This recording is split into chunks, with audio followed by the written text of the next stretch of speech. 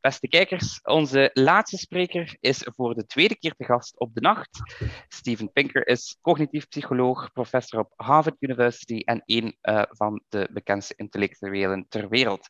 Pinker werpt zich op als een vurig verdediger van de verlichting en haar project gebaseerd op reden en wetenschap. Dit jaar brengt hij zijn nieuwe boek uit, Rationality, What It Is, Why It Seems Scarce and Why It Matters. Rationaliteit vinden wij op de Nacht ook heel belangrijk, zeker de dag van vandaag met COVID en fake news en al die andere irrationaliteit. Steven Pinker zal uitleggen waarom welke krachtige denkgereedschappen we hebben ontwikkeld en waarom we er te weinig gebruik van maken. Hij zal in gesprek gaan met filosoof Maarten Boudry, momenteel leerstoelhouder van de Leerstoel Etienne Vermeersch aan de Universiteit Ghent, met dank aan de UGent om dit programma onderdeel mogelijk te maken. Dear Professor Pinker, dear Professor Boudry, we're ready for you and the floor is yours. Great pleasure to see you again. I'm not going to repeat the introduction. It would be a little bit redundant. And in any case, you don't really need an introduction. You are a professor of psychology and a cognitive scientist, and you're the author of numerous books. And we're going to mainly talk about your latest book. I have it here with me for use of reference. And I'd like to start with a quote from the beginning of the second chapter that really stuck with me. Rationality is uncool. To describe someone with a slang word for the cerebral, like nerd, wonk, geek, or brainiac, is to imply that they are terminally challenged in hipness. Well, first of all, I think you bravely defied the stereotype right there, because I actually think that's pretty cool writing. But why is it that rationality is incurably uncool? Why do people like to go crazy or follow their gut instinct or go with the flow? Why do you think that is? Well, partly there's a false opposition between rationality and emotion. I define rationality as the use of knowledge to pursue a goal, and there's nothing irrational about pursuing goals like pleasure, love, appreciation of beauty, higher callings. Rationality just lays out the means to pursuing those goals. And we are humans. We are wired with certain goals. And as long as those goals don't interfere with other people's goals or with our longer term goals, then there's nothing irrational about pursuing it. But perhaps since the Romantic movement, or maybe even earlier than that, people do have a stereotype that if you think too hard, if you are too rational, that means you must be joyless and dour and grim. So I've tried, and in fact, I even get the questions like, "Oh, gee, if you're saying that we should be rational, does that mean I'm not allowed to fall in love? I'm not allowed to dance? I'm not allowed to enjoy nature?" Well, no, it doesn't mean that. I hate to say, no, that's irrational, but it is irrational. Right. Even if you do have crazy goals, you still need rationality to pursue them, whatever they are, right? Precisely, yes. Yeah. I'm going to continue playing the devil's advocate for a little while, and then I'm going to stop doing that because it would be a bore for the rest of the conversation. But so what do you think of the idea that rationality is just a construct of white European males? So why are you trying to impose rationality on the rest of us? I mean, we've all heard that truth is relative and there are different ways of knowing. So why would there be a single, universal, objective rationality? Well, is what you just said rational? If it's irrational, then I don't see why I should believe it. I don't see why anyone else should believe it. If it is rational, that is, if you're making sense, if you're providing compelling reasons, if your argument is coherent, well, you've kind of already signed on to rationality. It's a game that you can't get out of as long as you are trying to persuade rather than, say, bribing someone or threatening someone just to mouth some words. Also, I consider it highly insulting, dare I say it, racist, to imply that non-white people are not fully capable or in favor of reason. I don't think that's true. Likewise, it is far from true that reason and rationality are alien to women. And I don't think that we should accept it as a premise that it is white males who are particularly either rational themselves or in favor of rationality. There are plenty of white European males who are utterly irrational, and indeed those who are affiliated with various forms of romanticism and relativism and postmodernism, and a lot of them are white males, they're opposed to, or at least not signed on to, reason as an overarching value. Right. Yeah, although I am playing the devil's advocate, it is an argument that you've probably heard before from people who were dead serious about it. Yeah, it is indeed a kind of bigotry of low expectations, and ironically, nothing is probably more racist than that argument. But anyway, I'm still trying to just stay in my role here as the devil's advocate. So one more try. So I agree that rationality is universal and objective, but why should I care about it? What exactly is the problem with just indulging in a little bit of rationality? Is it really harmful? Like, what's the harm?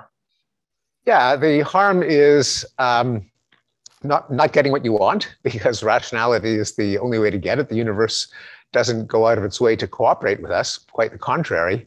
It's indifferent to our well-being, and some aspects of nature, such as pathogens, are literally out to get us, as we've been so recently been reminded.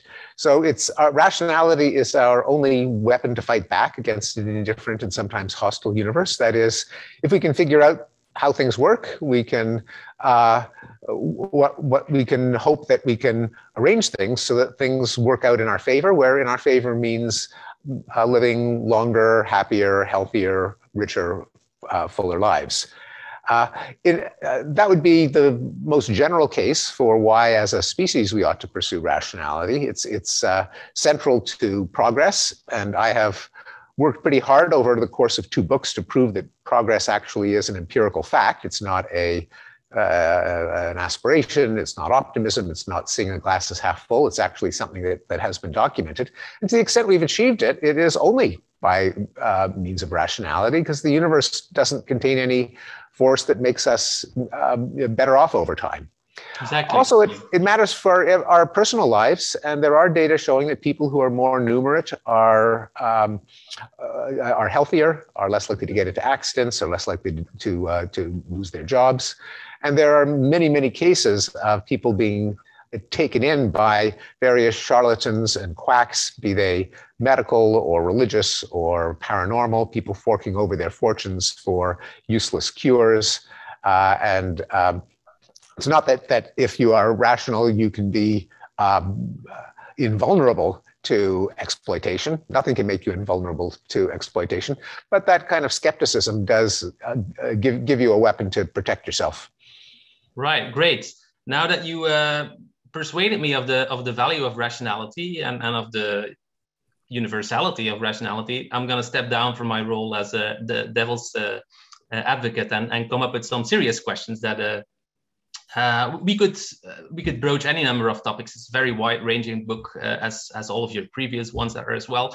There are a couple of things that have been occupying me as well over the past couple of years, and one of them deals with the nature of positive illusions. You know, this famous book by Shelley Taylor, overconfidence, for example, or excessive optimism. So I wonder, do you think that some beliefs, not just personal beliefs, but also beliefs about the world, about the universe, for example, even though they are false or unfounded or irrational, may be wholesome to society at large or to individual believers? And for you personally, like, can you think of anything that, even though it's irrational, that it makes you happy or whatever? So what do you think of this whole notion of positive illusions? Is it sometimes good to indulge in a little bit of rationality if you're being careful about it? Yeah, well, of course, there is. The thing about rationality is that it can always pop up a level and look at itself. And so the rational decision, I should indulge a feature of my psychology that that is part of me, that I can't get rid of, that benefits me. That kind of meta rationality, could give you an argument that, yes, I should indulge that part of myself. I'm only human. It's part of my psychology. I'll go with the flow. As long as there's a little warning sign to not get so deluded by positive illusions that you don't see objective signs of danger in your path. It is the whole existence of positive illusions is a little bit puzzling from, even though I know that there's a kind of a somewhat glib evolutionary argument for why we should have positive illusions. We should be, because you need positive illusions in order to motivate yourself to overcome obstacles and to take risks and face daunting challenges. It's actually not, it's not an argument that I think actually is very particularly sound, because it conflates your assessment of the actual probability of success with your willingness to take a risk.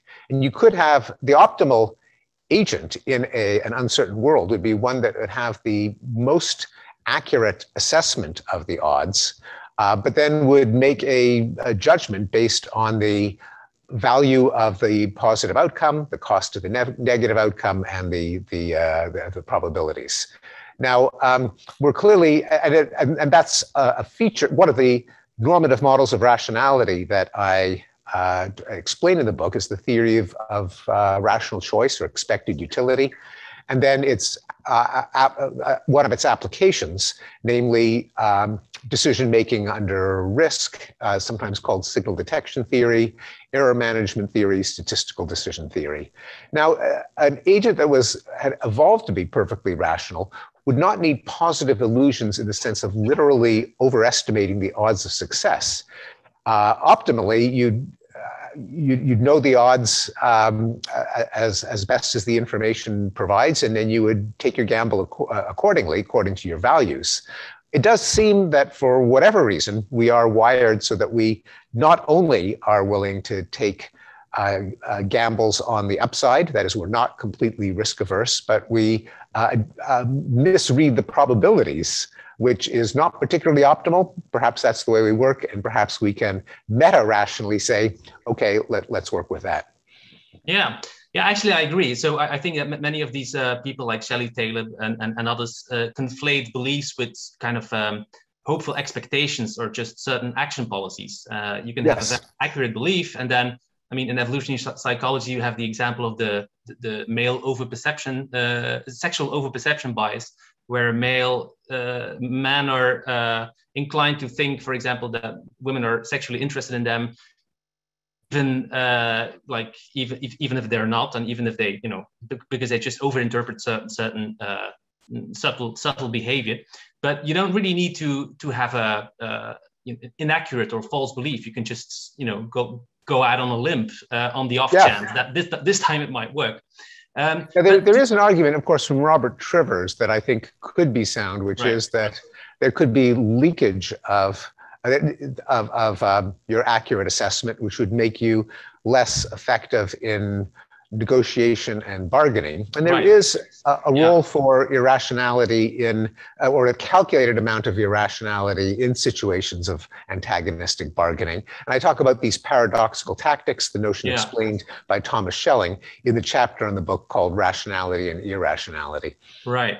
Yeah, well, an interesting point, of course, now you're talking about an evolutionary or a functional rationality of certain forms of self-deception. But of course, it's paradoxical really to voluntarily embrace the belief, because that would kind of defeat the purpose. It's in the nature of belief that we cannot choose our own beliefs. They impose themselves on us in a way. So there's one thought experiment that I've put to a number of psychologists, and I wonder what you think.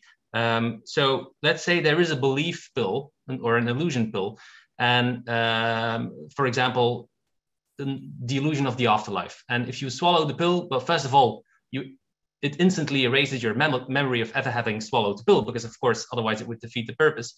But then you have a perfect airtight belief in the afterlife, or any other belief that might make you happy.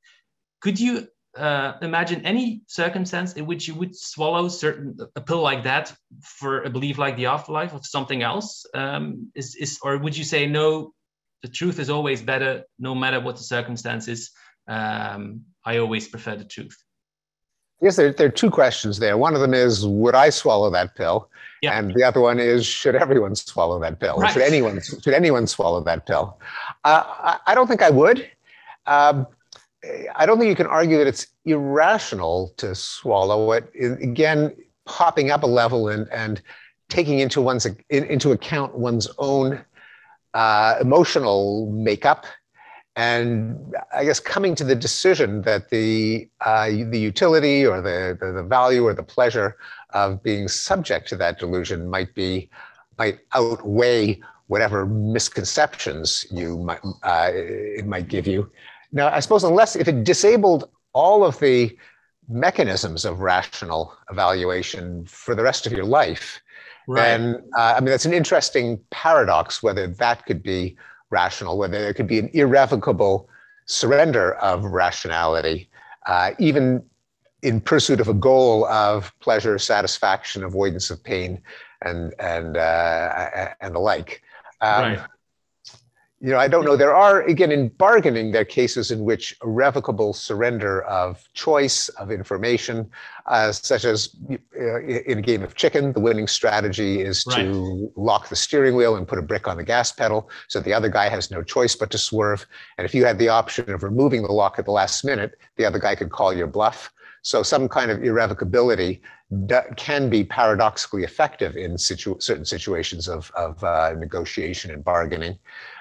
Whether there are, again, how many levels you can pop up and say, well, yes, but given that itself is known to be a strategy, if your opponent were to also adopt it and lock his steering wheel and put a brick on the gas pedal at the same time, then it would not be so rational for either of you, and neither of you should play the game in which that might be a winning strategy.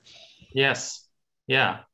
Well, as with a lot of philosophical thought experiments, a lot depends on the premises, of course. You have to swallow a couple of premises first, as you say, about what exactly will happen and whether or not your belief, like, is it like an irrevocable surrender of your rational faculties?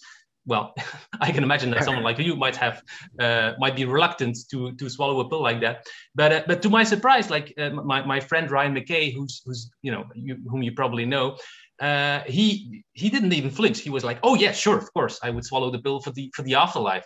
And I find it very fascinating that even I find it hard to predict who would be willing to swallow the pill. And perhaps even like I would swallow it, I think, but perhaps when it really comes down to it, like when push comes to shove, I'm not sure how exactly I would act under the circumstance. It's difficult to predict your own behavior. I mean, let alone the behavior of other people. Anyway, continuing on this, this train of thought about irrationality, I once read a phrase by John Gilstrom, the psychologist, that there's this people are stupid school of psychology. So there's this whole cottage industry of books, giving evidence of why people are gullible or pig-headed or irrational. I don't really think that your book belongs in that category, but I think it's interesting that in chapter 10, at some point you say, well, finally, here's a chapter that all of you have been waiting for. And it is kind of fascinating because there really seems to be a market for those kinds of books. And I think you're right. And many of the people, like, there are some tough chapters about game theory and probability and logic, etc. And then now there comes the juicy bits, like the how mostly other people are so irrational or so stupid or whatever. Why do you think this is so appealing? Why do we, or do people just love to read about the irrationality of our species so much? I mean, there is down. Well, there are two varieties of it. One is the kind that people sometimes savor in reading books by Dan Ariely, Daniel Kahneman, Tom Gilovich, and many others, that cottage industry from the cognitive psychology of judgment and decision-making, or behavioral economics, overlapping fields. And there is a certain amount of, I guess, of schadenfreude in reading about the various fallacies that people are prone to, like the gambler's fallacy and the sunk cost fallacy. And there is there could be a moment of self-reflection, of overcoming some bias in oneself, or in gloating over the biases of the more benighted fellows. Then on top of that, there's a kind of irrationality that, in fact, that literature has not spent that much time exploring. And that is the florid conspiracy theories and fake news and paranormal woo-woo that many in the skeptical community, in fact, the community at large, are puzzling to understand. How could people believe in QAnon or chemtrails, or that COVID vaccines contain microchips that Bill Gates wants to implant in our bodies so that he can track us?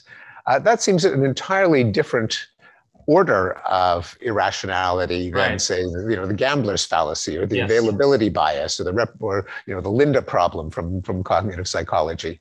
And so I found it a whole new challenge, and I didn't feel particularly well equipped from the judgment and decision-making literature to deal with these truly florid and sometimes bizarre apparent delusions that it's probably false to say that they are, in fact, it's certainly false to say that they're new, because, of course, a lot of tales of religious miracles and scriptures are basically fake news about paranormal phenomena, and florid conspiracy theories probably are as old as language, and some of them historically quite harmful, like witchcraft accusations, such as Protocols of the Elders of Zion and other anti-Semitic conspiracy theories. Many lynchings and ethnic riots were triggered by conspiracy theories implicating some ethnic minority group. So they've certainly been around for a while, but they do seem to be in an era, I guess, where we might have expected them to fade. Right. They seem to be getting more and more preposterous. The latest being, of course, it would be JFK Jr. who would return from the dead and be Donald Trump's vice president and then take over when Trump steps aside.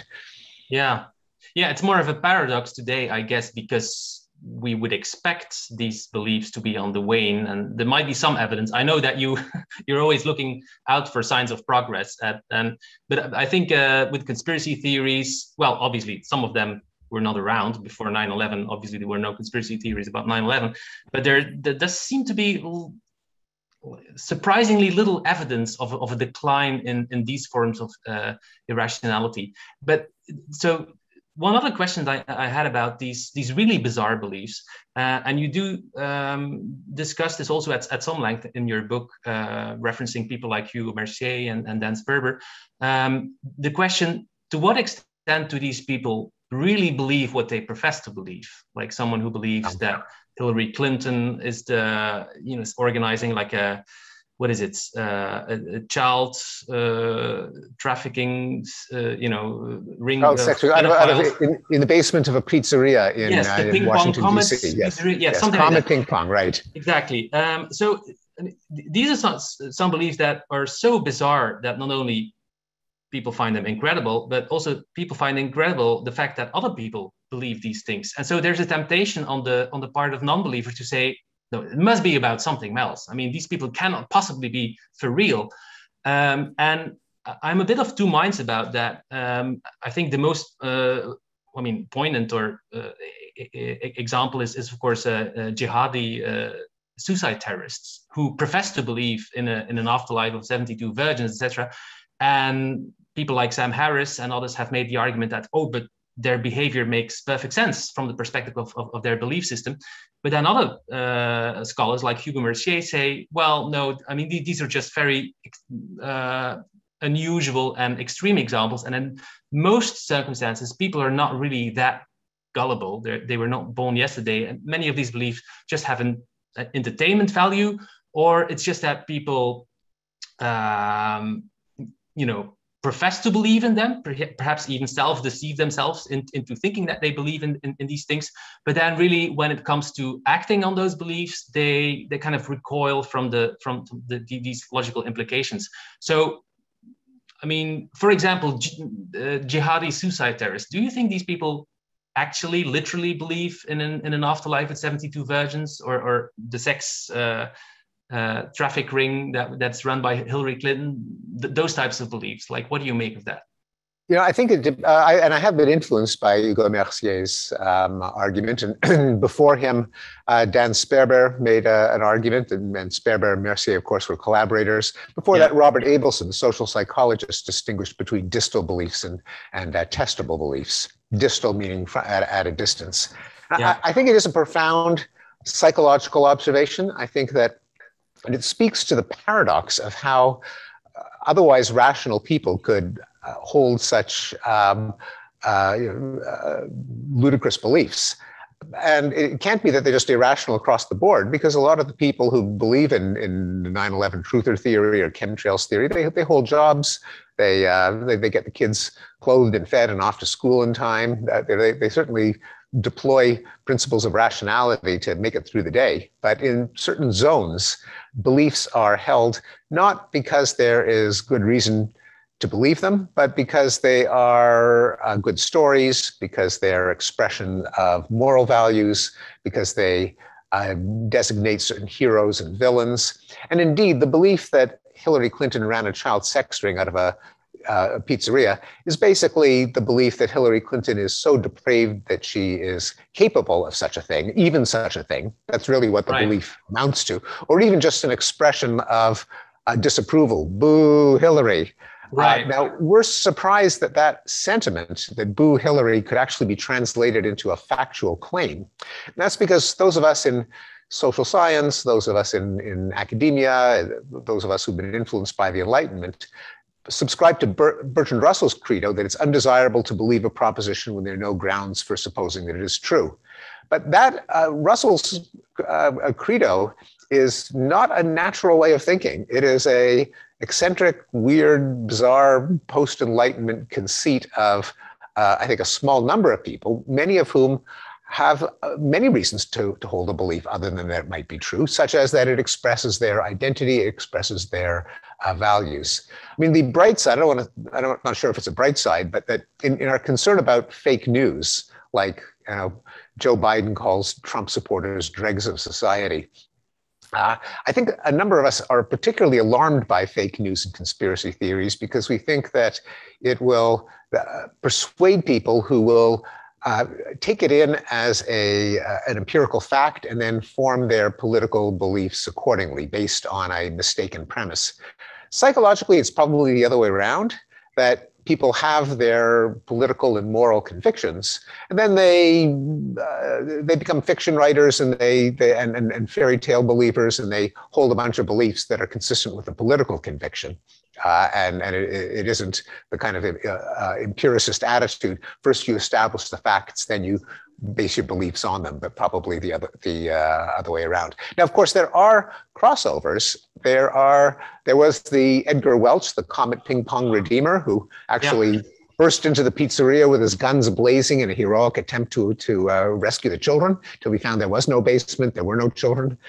There are the Stop the Stealers, who stormed the Capitol in an apparently sincere belief among a number of them that the election had been stolen. And I dare say that although probably a lot of belief in the afterlife is in this, what I call the mythology zone, a kind of a distal or reflective or mythological belief, one that you have no commitment to being true or false, but that you believe it because you think it's a good idea to believe it. On the other hand, these guys blow themselves up. So clearly, it would seem prima facie that they really do believe it, because they really act on it in the most extreme way possible, namely blowing themselves up. Although I'm sure you know that they're even in the most extreme case, people like Scott Atran, for example, would still say that it's not really about afterlife belief, that is just a pretext for certain kind of secular goals, like, certain territorial claims, for example, or a desire to expel a foreign invader, stuff like that. And I'm not saying, I don't even really have a very strong opinion on the matter. It's just something that I'm wavering in between, like following Hugo Mercier on the one hand, and then following someone like Sam Harris, who also makes a very strong case that, as you say, I mean, these people are perfectly capable, psychologically functioning individuals, who they go to work, etc. A lot of these people who blow themselves up are actually engineers or architects, or like very smart, educated people. And then Harris's point is that, but it only takes a couple of premises. And if you adopt some of the premises from the Quran or from the Bible for that matter, then not only, they act on their consequences, but they really reason, like there's some sort of method in the madness. Like once you adopt those premises, it even makes sense to blow yourself up in a marketplace, because the stakes are so high, because you're going to get infinite reward in the afterlife. So anyway. It may be, I suspect that that a lot of people who think it's a good idea for other people to blow themselves up probably have a belief in this mythological or distal or reflective zone. On the other hand, the guys who actually do blow themselves up, now it could be that they really are the ultimate altruistic martyrs, that they know that they don't really believe that they're going to be 72 virgins or any kind of paradise, but the conviction of sacrificing themselves to a greater good is so strong that they're willing to pay the ultimate price, kind of like a hero or a martyr going into war. Even in that case, as John Tooby and Lita Cosmides have pointed out, the psychology of armies is usually deployed in such a way that there are very few suicide missions. Everyone has an equal chance of becoming a martyr, of dying in battle, but armies are careful to organize things so that no one marches into battle knowing that they're the one. They have excellent reason to believe that they themselves won't be the one, even though they know that they're taking a chance. And again, according to expected utility calculations, there's nothing inherently irrational about taking a calculated gamble at losing your life. We all do it when we get into a car.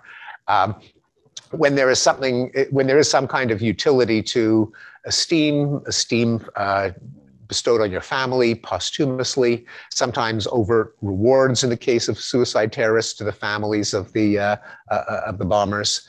On the other hand, marching off to certain death, that's a pretty unusual human activity. Even the Japanese for it, and even the kamikaze pilots in Japan, as I believe, contrary to popular belief, they didn't really volunteer. They were not really very eager to do these suicide missions. No, their life was made a living hell. They had the shit was beaten out of them day after day. Yeah, exactly. And the escape was, well, you could be a hero and a hero to your family, and we'll stop beating the crap out of you and making your life a living hell. So you're even then, it's not exactly the way it's sometimes conceived. Right. A slightly more lighthearted topic after all this stuff about death and and martyrdom. Jokes. You have a whole treasure trove of jokes in your book, mostly from the Jewish tradition, I guess. I mean, there are a lot of rabbis in the jokes, so obviously those are Jewish ones. I could ask about your favorite joke, and I mean, by all means, if you have one, please tell it to the viewers at home. But I'm also interested in just like the psychology of jokes, because a lot of examples that you're giving illustrate fairly complex points about causation, probability, attributions of causes, for example. So there seems to be some sort of tacit cultural knowledge that is exemplified by these jokes. So I'm wondering, like, first of all, where did this knowledge come from? And also the very fact that people laugh at these jokes and they understand the punchline kind of demonstrates that they have at least some sort of implicit understanding of all the points that you're making. So what do these jokes tell us about human rationality in general? Yeah, I think that's a profound observation, and I do discuss it in a section of a previous book, How the Mind Works, called What's So Funny, on the psychology of humor. And I was influenced by a book by Arthur Koestler called The Act of Creation, in which he argues that scientific creativity, artistic creativity, and humor all involve a cognitive process that he calls bisociation. That is, you think in a particular frame of reference, a particular matrix, a set of rules that govern relations in a particular domain or realm. You come across an anomaly within that frame of reference, but then you realize that it actually makes sense in some orthogonal frame of reference, some completely different rule system or different way of conceptualizing reality. In the difference among artistic creativity, scientific creativity, and humor is that in artistic creativity, according to Kessler, it leads to a feeling of empathy, of sympathy, of union with an audience. In the case of scientific creativity, it's insight. In the case of humor, it's often some kind of aggression, or at least dissent in dignity. Someone has the pomp taken out of them. So what happens, I think, is that when you get a joke, the fact that you find it funny is a concession that you have made sense of the resolution in this second frame of reference. And it's kind of too late to say that the second frame of reference doesn't make any sense, because if you find it funny in the first place, then you've already conceded that you can and automatically do think in terms of it. So it is a funny way of getting people to kind of concede to a kind of understanding that they may not overtly agree to. I give some examples in how the mind works, like in an exchange between Lady Asquith and Winston Churchill, where she says, "Tim, if you were my husband, I'd put poison in your tea." And he said, if you were my wife, I'd drink it.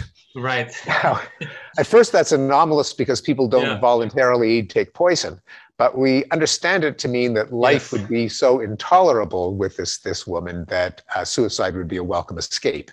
Now, if we understand the joke, if we smile, that means that we have already understood that would be a reasonable attribution of Lady Asquith. Exactly. I was already smiling before you told the punchline, because I had heard about the joke, so I was anticipating the pleasure of hearing the punchline.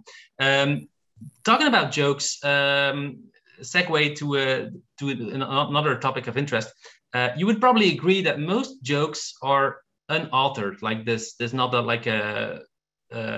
I mean, perhaps there are some jokes that are really authored. I mean, obviously some of them are, but it's more like certain folk tunes, for example, that somehow that are lost in the mist of time. So probably more the result of cultural evolution. And I know that you have written a couple of years ago, I think, in How the Mind Works, about memes and about cultural evolution. And it struck me, I'm not sure if that's the an accurate impression, that you're more sympathetic to memes or to the idea of unauthored cultural design, so that something smart can be the result of not a smart author, but of blind processes of variation and selection. And I think there's a quote, I think, from How the Mind Works, where you say that complex ideas are, quotes, that they arise because some person knuckles down, racks his brain, musters his ingenuity, and composes or writes or paints or invents something. And within the context of that quote, you are pretty dismissive of the idea that smart ideas can come about through processes of cultural evolution. So I wonder, did you have a change of heart about memes, or do you still have some sort of residual skepticism about this idea that some smart ideas just don't have authors? They just arise just out of these cultural evolution processes. Yeah, a couple of things. So first, when we're talking about memes, we're not talking about pictures of cats with a funny caption. Yeah, good to point that out, because that's a common confusion. Yes. We're talking about Richard Dawkins' original sense of an idea that owes its properties to the random accumulation of changes that assist in its very propagation. And therefore, an explanation as to why the idea is the way it is that is what helped earlier versions of it become elaborated and propagated and commonplace. So obviously I believe in cultural evolution in the sense of history. That is, any ideas, theories don't pop into existence fully formed. They change over time. I think that the analogy of Darwin's theory of natural selection to culture is in general misapplied. It provides little insight to the unquestionable phenomenon that cultures change over time, what we call history. The question is evolution useful in the sense that the theory of natural selection provides insight? Now, sometimes it might be.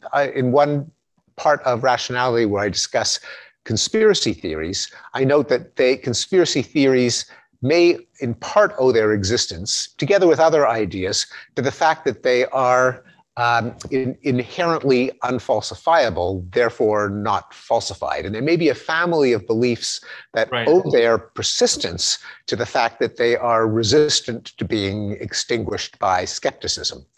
The idea that the fact that there's no evidence for this conspiracy is proof of what a diabolical conspiracy it is might be an example.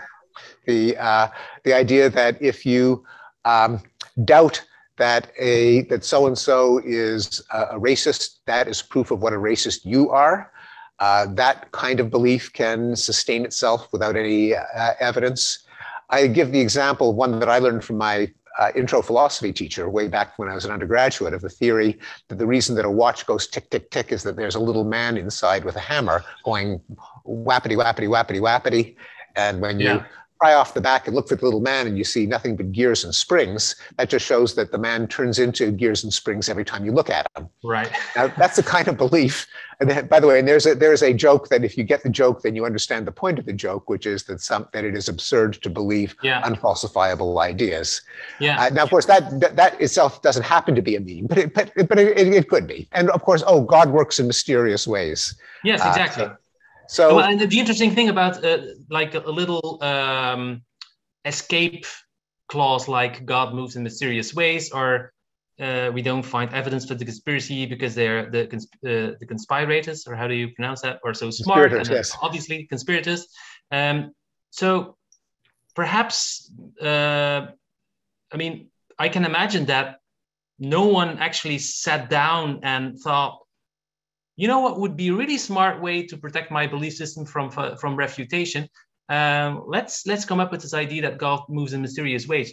Also, because I think it would kind of defeat the purpose. That's not how you protect your own beliefs. Like as soon as you start to think about your own beliefs in those terms, you probably no longer believe. But I do. Well, it could be. I mean, it could be a less than conscious motivation, because we all. I mean, one of the hallmarks of motivated reasoning is that we don't think of it as motivated reasoning when we undergo it. Motivated reasoning being the tailoring of a line of argument so that it ends up at a conclusion that you wanted to be true in the first place. And of course, protecting an idea against falsification, every scientist, kind of does it knowing that it's wrong, and other scientists point it out. It's something's called a degenerate research paradigm if there are too many patches and excuses and so on. But it is very natural actually to make your beliefs unfalsifiable when they are threatened by falsification, simply as a consequence of motivated reasoning. But just to go back to your original question on cultural evolution, I explain this somewhat in how the mind works, and I elaborate it in my essay called The False Allure of Group Selection. The problem I have with it is not that ideas don't evolve in the sense of change over time. Clearly they do. But the power of the theory of natural selection is that it gives you design without a designer. That is, the original source of variation, the mutations, are random, not in the sense of everything's equally possible, but random in the sense that they don't come about with foresight about their consequences. It really is kind of monkeys at a typewriter. Whereas for pretty much any human creation, it is not monkeys at a typewriter. We don't try things out just by blindly recombining alphanumeric characters or ideas. We come up with some approximation based on a mental model, based on foresight, because unlike natural selection, which has no foresight, where there is no designer, there is no intelligence, with humans, there is intelligence. That's why we have this brain. That's why this brain evolved in the first place, so that we can stack the dice so that the ideas that we come up with are plausible, are entertaining, are captivating when they first leave our brains. Now, this isn't to say they don't get refined, that they don't get combined, that they don't get improved, they don't get weeded out. Of course they do. But at every stage, the variation is not typographical errors. And in biological evolution, it absolutely is. And it's crucial to the power of the theory of natural selection. That it is random in the sense of no foresight. That's why there is no need for a cosmic engineer. But in the case of cultural evolution, there is an engineer, namely us. Now, again, it is not that the finished form pops out on first attempt. Clearly, no one would claim that. But at every stage, the tree of possibilities is radically pruned by the ability of the human brain to form mental models. That's my argument. Right. Yeah, I see your point. Yeah. So you're still kind of wary about overextending the analogies with between biological and cultural evolution. That's accurate. Yes. Yeah.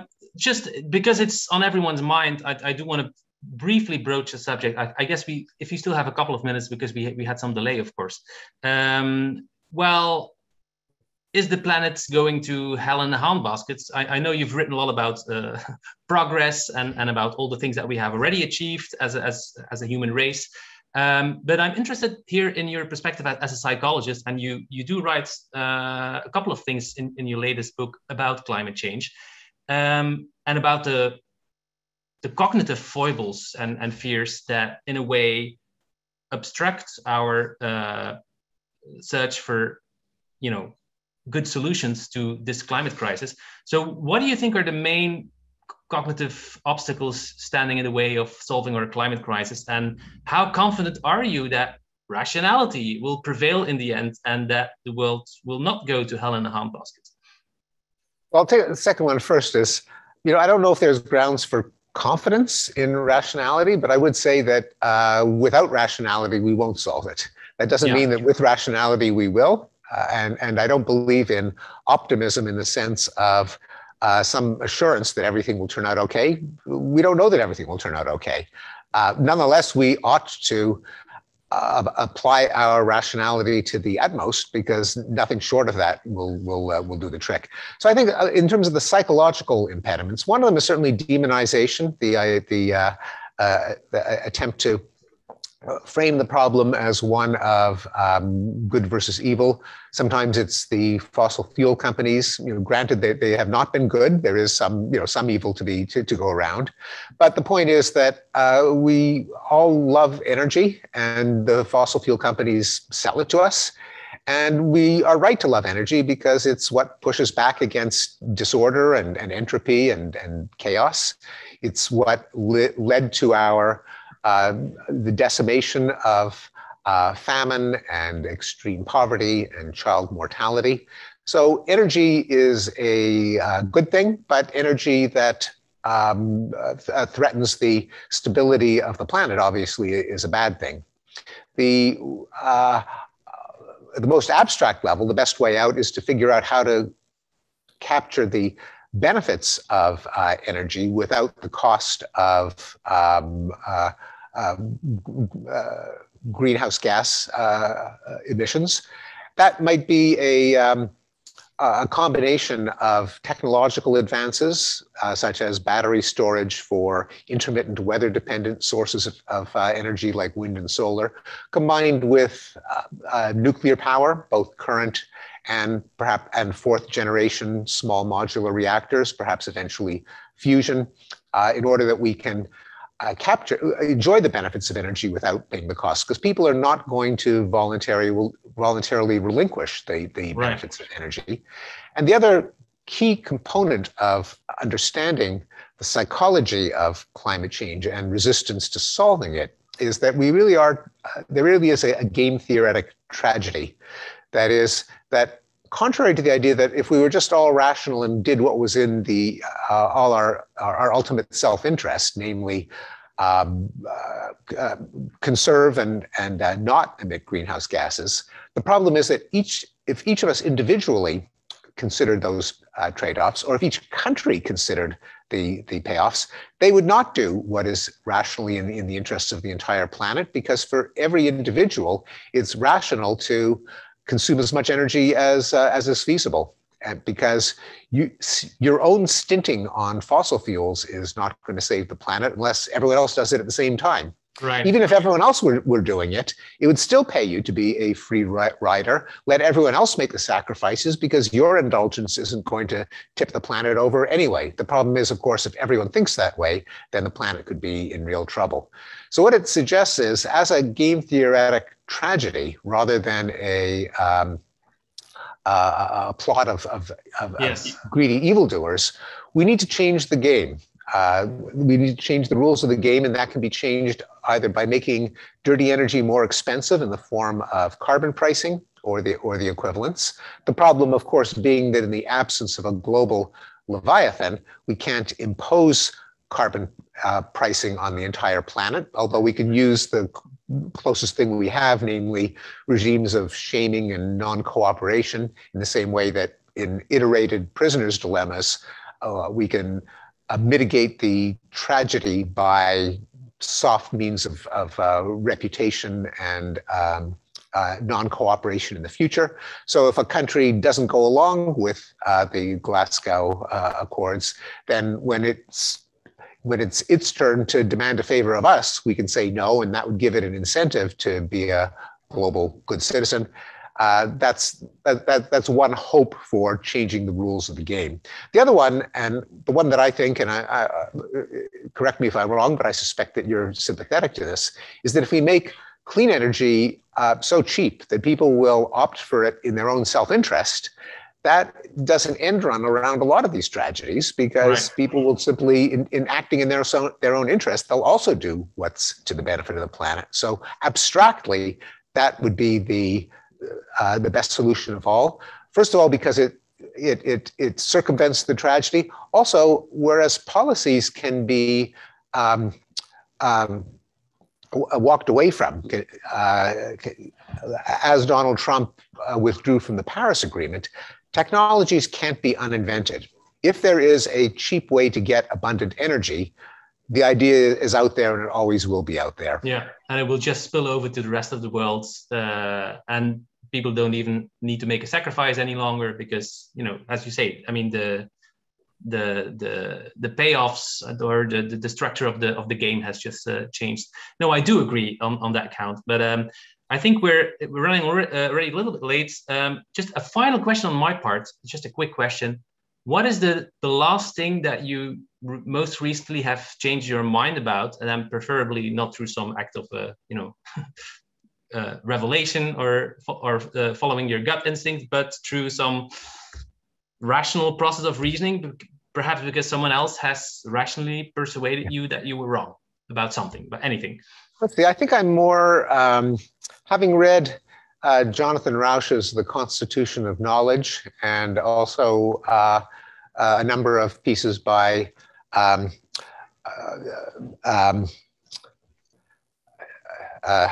can't believe my good friend's name has suddenly escaped my brain. What's the title of the book or the piece? Jonathan Haidt. I'm yes, not sure course, why I had a brain freeze. So anyway, the thing I'm changing my mind on is the role of social media in the kind of collective irrationality that has become more prominent. I do tend to think that social media are today's scapegoat for everything, and that a lot of things that we blame on social media probably are more accurately attributed to cable news and AM talk radio, particularly the hyper-polarized, preposterous opinions. But nonetheless, Rauch and Haidt, the two Jonathans, have convinced me that all of the institutional rules that have worked to make us collectively more rational than any of us is individually. That is, institutions and mechanisms that filter out the vast amount of chaff and noise and nonsense that we come up with, and extract the few rational bits from the torrent of nonsense. Things like peer review and open criticism and fact checking and editing and empirical testing. all of the means by which we can criticize one another's ideas and collectively come to rational conclusions are kind of disabled in social media, where you get points for notoriety rather than accuracy, where ideas can be propagated quickly at no cost as opposed to sifted and evaluated. And so I think I'm more willing to take a jaundiced view of social media than I did when I wrote Rationality. Yeah, that's interesting. I think I see where you're coming from, especially given the fact that new technologies have always been scapegoated every generation, that perhaps you were a little bit overly skeptical of the idea that there could be any harm to social media. I'm not sure if we still have time for a question from the audience. Stephen, do you still have a couple of minutes? A couple of minutes, yeah. Then I have to go give. I'm giving another talk in a few minutes in a. Oh wow, right. Distant Boston suburb, so I have to catch an Uber very quickly. I see. So there's one quick question from the audience here that's caught my attention. Well, it's a very general question, but I think it is an important one. What are your views on improving rational thinking? How can we make society more rational? Well, of course, people have to read the book, but if like in a half a minute summary, what's the most useful advice that you can give to make society more rational? There's several things. I do think that the tools and principles of rationality should be part of our educational curricula, that rationality should be the fourth R after reading, writing, and arithmetic. Identifying fallacies of critical thinking, such as ad hominem arguments, straw man, arguing by anecdote or availability, sunk cost, gambler's fallacy, and so on. Those should be at everyone's fingertips as tempting common flaws of reasoning. There should be a promotion just as a value in any arena of intellectual debate of principles of active open-mindedness. That is, it's not a sign of weakness or flip-flopping if you change your mind in view of changing evidence, but rather a cognitive virtue that we should always be basing our opinions on the best facts. But perhaps most important, we've got to safeguard the credibility of these institutions that make us collectively rational, like science, like academia, like journalism, like government agencies. They should be prepared to show their work rather than just issue edicts and which just invite skepticism. Why should we trust your priesthood as opposed to our priesthood? Well, if the legitimate authorities say, well, here's the basis of our recommendation, this is, and if the facts were to change, we would change our mind, then that would add to their credibility. They should avoid overt politicization, which, and that's a trend that's going precisely in the wrong direction as institution after institution brands itself as a subsidiary of the radical left. Just in general, avoid becoming a laughingstock, as so many universities are doing in their headlong attempt to find racists under every rock. Right, that's great. I hope everyone has been taking notes, university administrators and politicians, that we can make the world into a better and more rational place. Stephen Pinker, thank you very much. I won't keep you any longer because you have to give it another talk. Thanks also to the organizers, Night of the Vrijdenker, Nacht van de Vrijdenker. It was a pleasure. I wish we had more time, but perhaps next time we can continue the discussion. So enjoy the rest of your day. The day is finished over here, but I hope to catch you again soon. Thank you so much, Maarten. Thank you. Thanks to everyone. Thanks, Night of the Freethinker. Thanks to all of you. Great. Good night.